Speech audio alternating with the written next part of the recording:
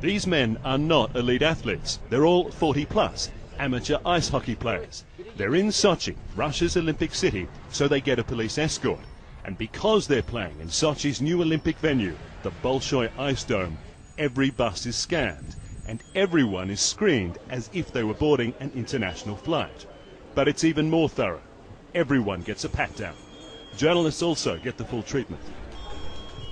All of this for an amateur hockey match.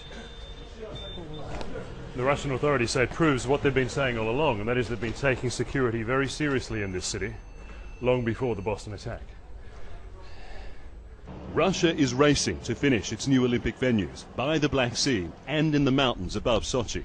And like all other host countries, its other priority is security. But international terrorism isn't the only concern here.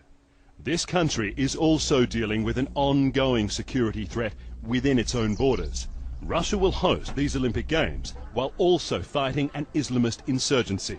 And the fight centers on a region just 500 kilometers that way, across those mountains, in an area known as the North Caucasus. It's a place where militants and security forces regularly clash, and from where terrorists have planned numerous devastating attacks in other parts of Russia. The most recent, a suicide bombing at Moscow's busiest airport, killed 35 people in January 2011.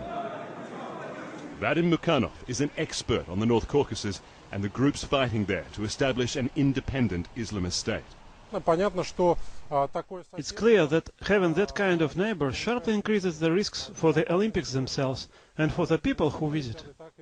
There's also a connection between the North Caucasus and the Boston Marathon attack. Suspect Tamerlan Tsarnaev visited there in 2012 and was interested enough in the region's militants to post some of their videos online.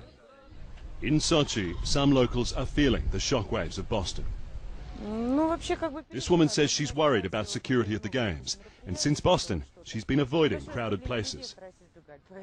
But Sochi's organizers say they still believe they can stage the safest Olympics ever, and this is part of that effort. Sochi's deputy mayor, Anatoly Rykov, tells me this network of CCTV cameras has software that monitors crowd behavior to detect possible threats. Russia's security services were always planning a massive effort to protect the Olympics here, and they'll now face greater scrutiny after Boston reminded the world big sporting events are vulnerable targets. Bill Black, CNN, Sochi, Russia.